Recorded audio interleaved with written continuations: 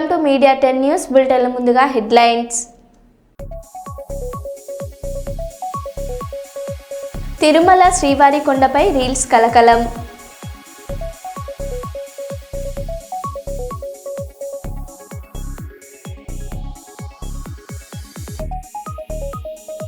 కర్నూలు జిల్లా అదోని పట్టణంలో గ్యాస్ వినియోగంపై అవగాహన కార్యక్రమం.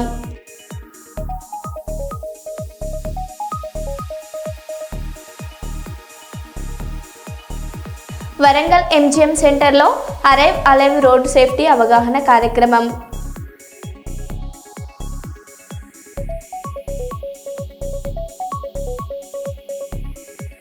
అదోని సబ్ కలెక్టర్ కార్యాలయంలో రీజనల్ రెవెన్యూ కాన్ఫరెన్స్ నిర్వహిస్తున్న జిల్లా కలెక్టర్ డాక్టర్ ఏ సిరి.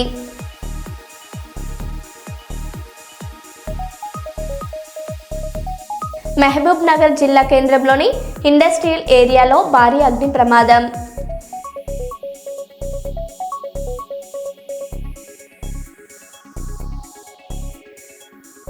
ఇక వివరాల్లోకి వెళ్తే, గ్రేటర్ వరంగల్ మున్సిపల్ కార్పొరేషన్ పరిధిలోని వార్డుల సమస్యలు పరిష్కరించాలని డిమాండ్ చేస్తూ కార్పొరేషన్ కార్యాలయం ముందు ఎంసీపీఐయు ఆధ్వర్యంలో ధర్నా నిర్వహించారు.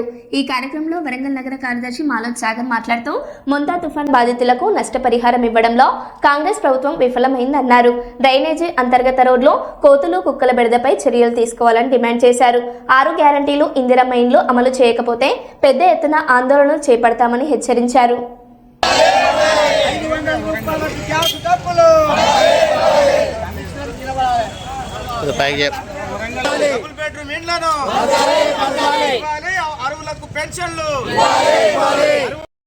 ఆధ్వర్యంలో గత 15 రోజుల నుండి వరంగల్ కార్పొరేషన్లో ఏ సమస్యలు పేరుకుపోయి ఉన్నాయనే విషయాల మీద ఎంసీపీఐ నగర నాయకత్వం, స్థానిక నాయకత్వం అంతా కూడా స్థానిక వార్డులలో సర్వే చేయడం జరిగింది. ఈ సర్వే సందర్భంగా వాస్తవాలు అనేకం వెలుగులోకి వచ్చాయి. ఏంటా పరిస్థితి అంటే, ఈ కార్పొరేషన్ వెలిసి అనేక సంవత్సరాలు గడుస్తూ ఉంది. కానీ ఈరోజు కూడా తెలంగాణ రాష్ట్రంలో రెండో రాజధానిగా పేరున్న వరంగల్ నగరంలో ఈరోజు పేదలు అనేక రకాల ఇబ్బందులు పడుతున్న పరిస్థితి ఎంసీపీఐ బృందాలకు ప్రజలు విన్నవించుకోవడం జరిగింది.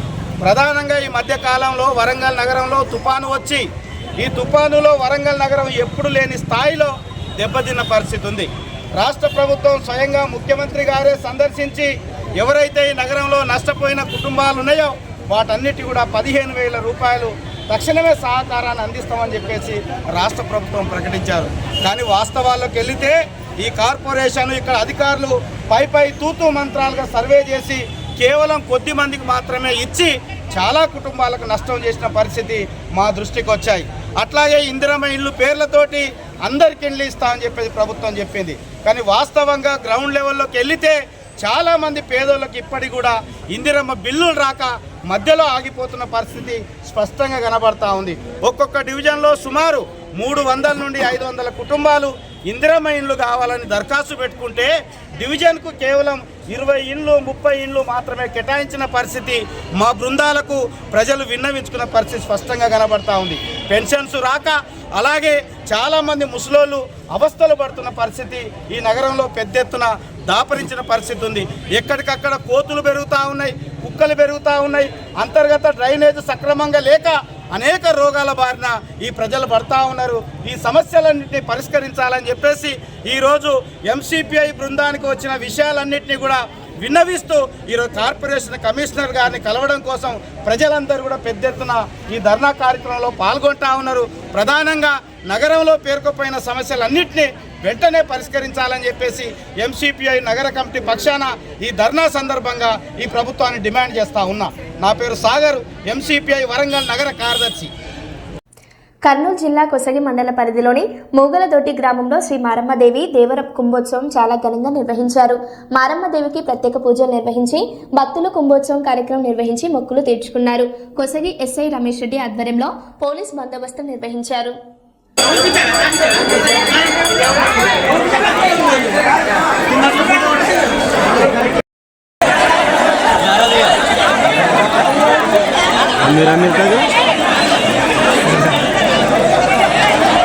ఇవాళ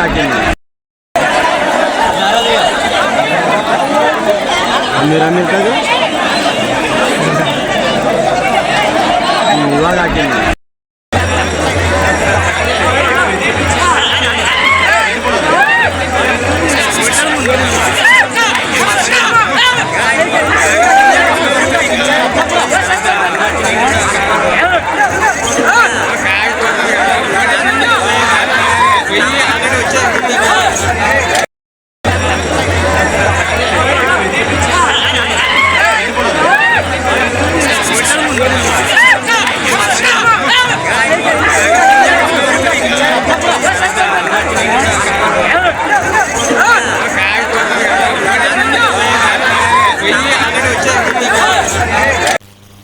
commissioner of police Sanpreet Singh IPS ఆదేశాల మేరకు మిల్స్ కాలనీ పోలీస్ స్టేషన్ పరిధిలోని వెంకట్రామ జంక్షన్ వద్ద అరైవ్ అలైవ్ రోడ్ సేఫ్టీ కార్యక్రమం నిర్వహించారు. ఈ సందర్భంగా ట్రాఫిక్ నియమాలు పాటించకపోవడం వల్ల జరిగే ప్రమాదాలపై ప్రజలకు అవగాహన కల్పించారు. ప్రమాదంలో కుమారుని కోల్పోయిన వడ్డపల్లి సాయి తేజ తల్లి మాట్లాడి బాధను వివరించారు. ప్రతి ఒక్కరూ తప్పనిసరిగా హెల్మెట్ ధరించి ట్రాఫిక్ నియమాలు పాటించాలని పోలీసులు సూచించారు. ఫార్మసీలో జాబ్ చేస్తుండే ఆ నైట్ డ్యూటీలు కూడా ఉంటాయి అన్నట్టు. కాకపోతే మా బాబు చేసిన మిస్టేక్ ఏంటంటే హెల్మెట్ పెట్టుకోలేదు. డ్యూటీలోనే ఉన్నది కానీ హెల్మెట్ పెట్టుకోకపోతే అక్కడ నాగమయ్య ఖమ్మం దగ్గర బండి స్కిడ్ అయ్యి అది అతివేగంలో పోయిందో ఎట్లా పోయిందో తెలియదు, మేము చూడలేదు. నైట్ ఆ బండి స్కిడ్ అయ్యి అంత దూరం పడ్డాడు. హెల్మెట్ ఉంటే ఆ రోజు మా కొడుకు బ్రతుకు కావచ్చు. పాపం పోలీసు వాళ్ళు అక్కడ మిల్స్టాల్ని దగ్గర కాబట్టి వాళ్ళే హాస్పిటల్ పంపించి చాలా ట్రై చేసింది, అయినా కూడా నా కొడుకు బ్రతకలేదు. నేను సింగిల్ పేరెంట్, నా కొడుకు జాబ్ చేసి మా బిడ్డను బిఎస్సీ నర్సింగ్ చదివించుకున్నాం. ఇంకొక సంవత్సరం చదువు ఉన్నది. ఆయనకు యాక్సిడెంట్ అయ్యి 5 నిమిషాలలో ఇంటికి వస్తా అని చెప్పి నా కొడుకు చనిపోయింది, ఇంటికే రాలేదు. అంత అలాంటి ఒక పరిస్థితి ఎవరికి రావద్దు అని చెప్పి మేము అందరికీ మోటివేషన్ చేస్తున్నాం. ఇట్లా వేగంగా వెళ్ళొద్దు, మీరు ఒక్కరు మీ వాళ్ళ పాటికి వాళ్ళు యాక్సిడెంట్ అయ్యి రోడ్డు సేఫ్టీ మంత్ 2026 సందర్భంగా మట్టవాడ పోలీస్ స్టేషన్ ఆధ్వర్యంలో వరంగల్ ఎంజిఎం సెంటర్ వద్ద రోడ్డు భద్రతపై అవగాహన కార్యక్రమం నిర్వహించారు. అరైవ్ అలైవ్ నినాదంతో జరిగిన ఈ కార్యక్రమంలో హెల్మెట్ తప్పనిసరిగా ధరించడం, ట్రాఫిక్ నియమాలు పాటించడం, మద్యం సేవించి వాహనాలు నడపకూడదని ప్రజలకు సూచించారు. ప్రమాదకర బ్లాక్ స్పాట్గా గుర్తించిన ఎంజిఎం సెంటర్లో రోడ్డు ప్రమాదాల నివారణ లక్ష్యంగా ఈ కార్యక్రమం నిర్వహించారు. జరగకూడదు అంటే కనుక ఖచ్చితంగా కాన్సన్ట్రేషన్ పెట్టి ఇలాంటి అవగాహన కార్యక్రమం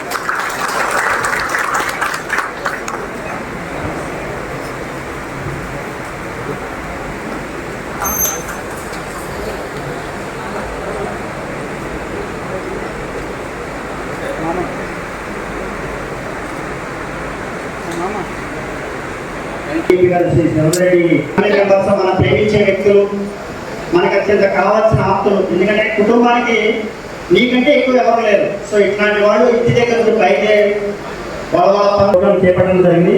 ఇది కాకుండానే రాష్ట్ర వ్యాప్తంగా మనకి నేషనల్ రోడ్ సేఫ్టీ మంత్ జనవరి 1 నుంచి జనవరి 30 స్టూడెంట్స్ ఉపయోగిస్తారు, ఆటో వాళ్ళు ఉపయోగిస్తారు, 2 వీలర్స్ వాళ్ళు ఉపయోగిస్తారు, 4 వీలర్స్ వాళ్ళు ఉపయోగిస్తారు, అందరూ ఉపయోగిస్తారు.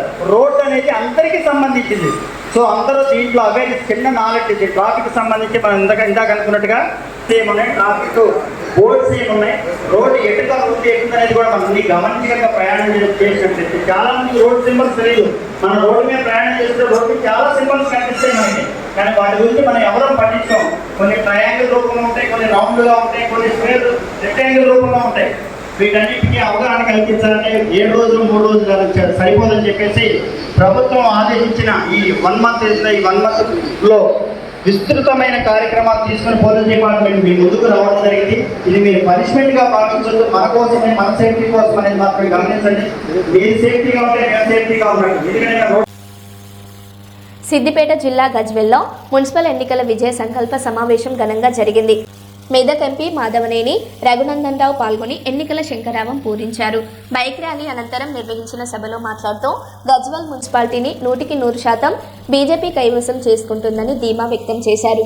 గజ్వెల్ అభివృద్ధిలో బీఆర్ఎస్ కాంగ్రెస్ విఫలమయ్యాయని విమర్శించారు. దేశాన్ని విశ్వగురువుగా తీర్చిదిద్దే లక్ష్యంతో ప్రధాని మోదీ పనిచేస్తున్నారని తెలిపారు. మీడియా మిత్రులు కూడా అవుతుందా? ఏ అశోక్ గారు అవుతుందా? 5 నిమిషాల్లో ముగించుకుందాం.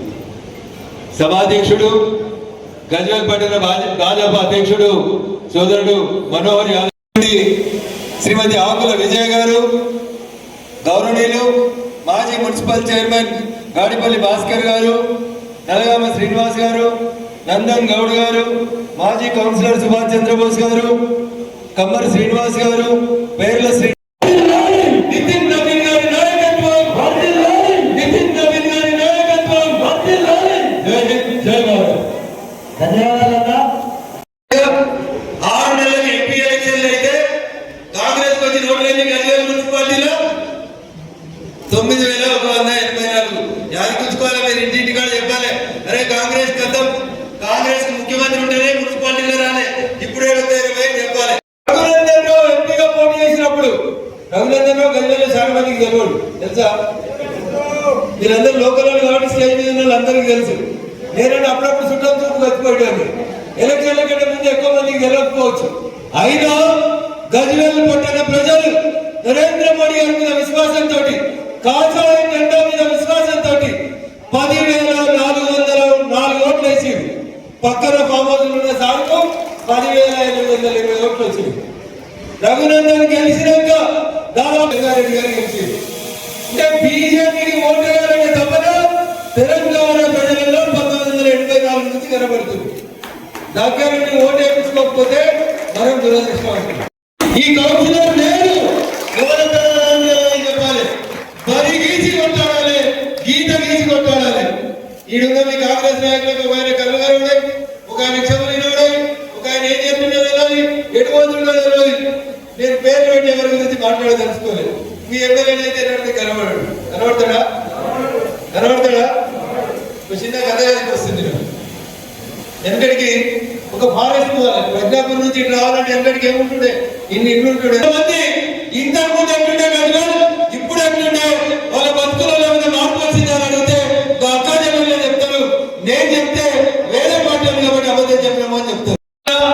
20 మంది ఎమ్మెల్యేలున్నా, 7 ఎమ్మెల్యేలున్నా ఈ రాష్ట్ర ప్రభుత్వాన్ని అసెంబ్లీలో నిలబెట్టి ప్రజా సమస్యల మీద కొట్లాడిన ఎవరైనా ఉన్నారంటే అది కేవలం భారతీయ జనతా పార్టీ నాయకులు, కార్యకర్తలు, భారతీయ జనతా పార్టీ గుర్తు మీద గెలిచినటువంటి కార్పొరేటర్ దగ్గర నుంచి మొదలుకుంటే ఎమ్మెల్యేలు, ఎంపీల వరకు అంతే గట్టిగా నిలబడతారు. మిగతా వాళ్ళు ఇంటికి వెళ్ళి వాటికి వెళ్ళి దుక్కుతా ఉంటారు. కానీ ఒక్కవారి ధైర్యంతో ఒక్కరు గెలిచిన చివరి దాకా నిలబడి కలబడి కొట్లాడేది భారతీయ జనతా పార్టీ కార్పొరేషన్ అంతే, ఇంకొకటి కాదు.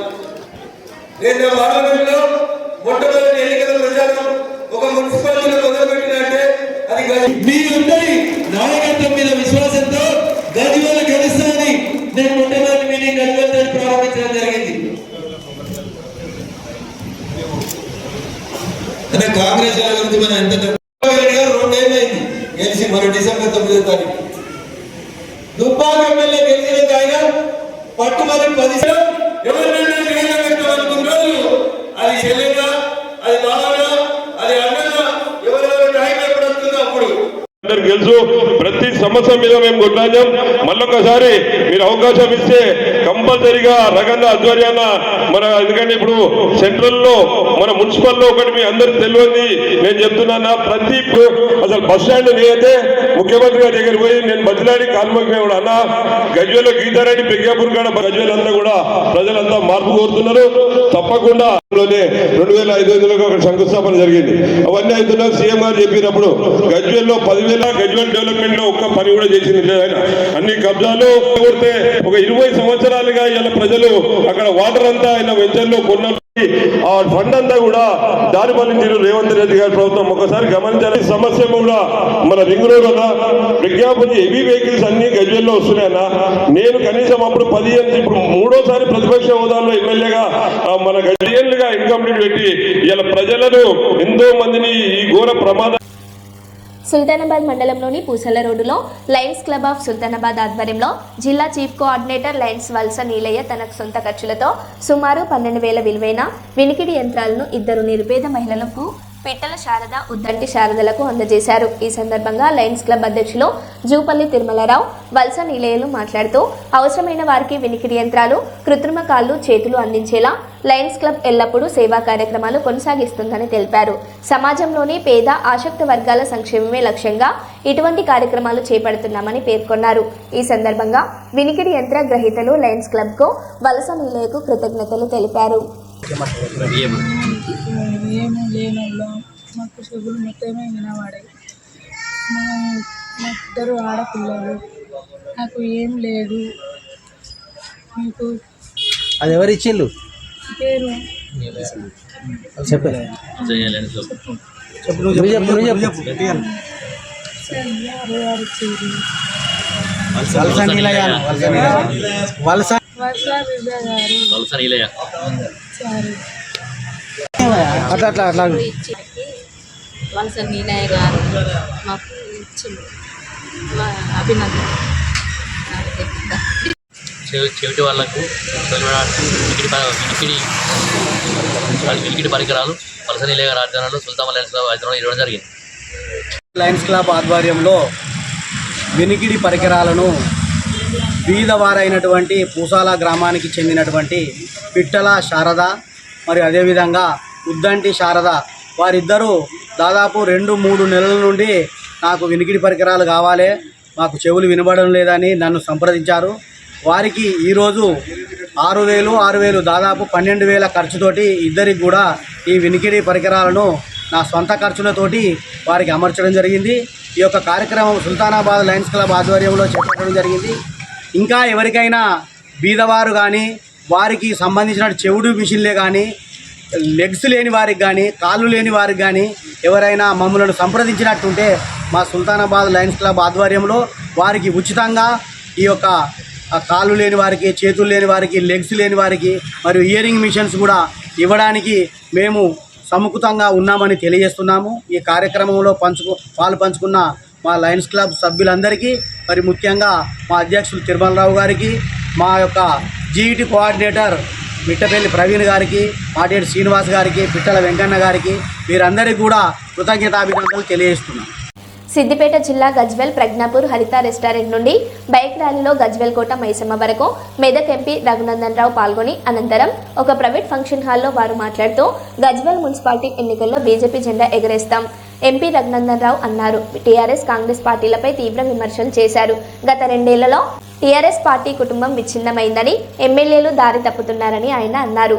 ఇచ్చిన మాట నిలబెట్టుకోలేక కాంగ్రెస్ వెనుకబడ్డ టీఆర్ఎస్ను బీజేపీ వెనక్కి నెట్టిందని వ్యాఖ్యానించారు. ఈ కార్యక్రమంలో మాజీ municipal chairman Gadipalli Bhaskar, BJP senior నాయకులు, కార్యకర్తలు పాల్గొన్నారు.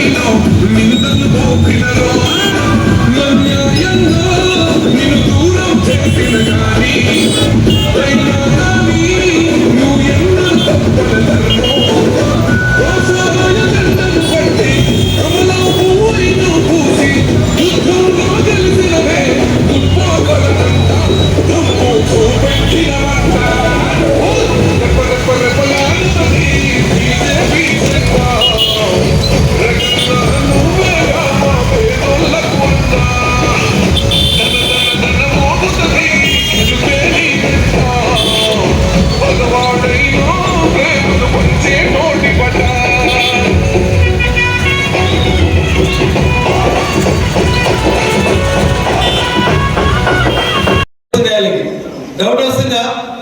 డౌట్ వచ్చిన వాళ్ళు ఎవరంటే జర చేతులు ఎత్తురు. వచ్చిందా? ఒక 5గురికి డౌట్ వచ్చింది. నేను మెదక్ పార్లమెంట్ నుంచి ఎంపీ అభ్యర్థిగా పోటీ చేసినప్పుడు గజ్వేల్ పట్టణంలో ఎన్ని ఓట్లు వచ్చినాయో ఒకసారి చెప్తా, మీకు అర్థమైతే ఎవరికి ఎన్ని ఓట్లు వచ్చినాయో తెలిస్తే. 3 ప్రధాన పార్టీలు పోటీ పడ్డాయి. గజ్వేల్ మున్సిపాలిటీలో కాంగ్రెస్ పార్టీకి వచ్చిన ఓట్లు 9,184 ఓట్లు. ఎన్ని వచ్చినాయి? 9,184 ఓట్లు కాంగ్రెస్ పార్టీకి వచ్చినాయి. అప్పటికే కాంగ్రెస్ పార్టీ రాష్ట్రంలో అధికారం ఉంది. రేవంత్ రెడ్డి గారు ముఖ్యమంత్రి ఉన్నారు. కాంగ్రెస్ ఏడున్నదంటే 3వ స్థానంలో ఉంది గజ్వేల్ పట్టణంలో. మీరందరూ ఇంటి వెనక గూగుల్ పెట్టి చూడండి. నేనేదో మీకు బూస్ట్ చేయడానికో లేకపోతే అబద్ధాలు నిజం చెప్పడానికో చెప్తలేను. గజ్వేల్ పట్టణంలో 2024 మే 13న భారత పార్లమెంటుకు జరిగిన ఎన్నికల్లో కాంగ్రెస్ పార్టీకి వచ్చిన ఓట్లు 9,184 ఓట్లు. మనం రాష్ట్రంలో అధికారంలో లేవు.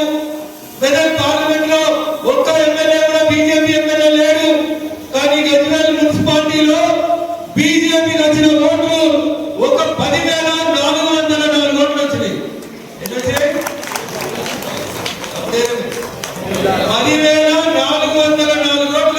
ఎవరికి వచ్చినాయి? భారతీయ జనతా పార్టీకి, కాషాయం కండువాకి గజ్వేల్ మున్సిపాలిటీలు వచ్చినాయి. అధికారంలో ఉన్న కాంగ్రెస్ కంటే ఎన్నో లెక్క వచ్చినాయి. 10,404 వెళ్ళి 9,184 ఓట్లు తీసేస్తే మనకు వచ్చిన మెజారిటీ 1,220 ఓట్లు కాంగ్రెస్ కంటే భారతీయ జనతా పార్టీకి గజ్వేల్ మున్సిపాలిటీలు ఎక్కువ వచ్చినాయి. తెలుసా డౌట్ ఉందా ఇంకా? అరే వీళ్ళందరూ చెప్పినాం, మనది కాంగ్రెస్ అని చెప్పిన వల్ల 10 ఏళ్ళు పాలించిన వాళ్ళు, మామూలు కట్టుకున్న వాళ్ళు, 6 అడుగులు ఉన్న వాళ్ళు ఊకే కరెంట్ వీళ్ళ గురించి కూడా చెప్పారు. కానీ మనల్ని అడుగుతా ఉన్నారు. 10 ఏళ్ళు పాలించి మెదక్ పార్లమెంట్ లో 6 టీఆర్ఎస్ ఎమ్మెల్యేలు, 1 కాంగ్రెస్ ఎమ్మెల్యే ఉంటే గజ్వేల్ మున్సిపాలిటీ నుంచి గజ్వేల్ నుంచి గెలిచిన 10 ఏళ్ళు ముఖ్యమంత్రి ఉంటే టీఆర్ఎస్ పార్టీకి గజ్వేల్ మున్సిపాలిటీలో వచ్చిన ఓట్లు 10,820 ఓట్లు. ఎన్ని?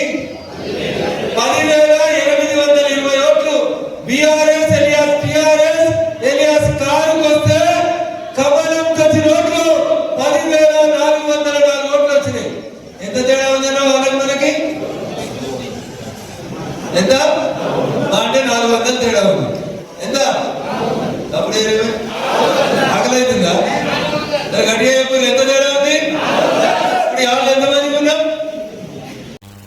కర్నూలు జిల్లా అదోని పట్టణంలో గ్యాస్ వినియోగంపై అవగాహన కార్యక్రమం నిర్వహించారు. ఈ సందర్భంగా అధికారులు మాట్లాడుతూ బిల్లులో ఉన్న ధరకు మించి ₹1 కూడా వసూలు చేయరాదని స్పష్టం చేశారు.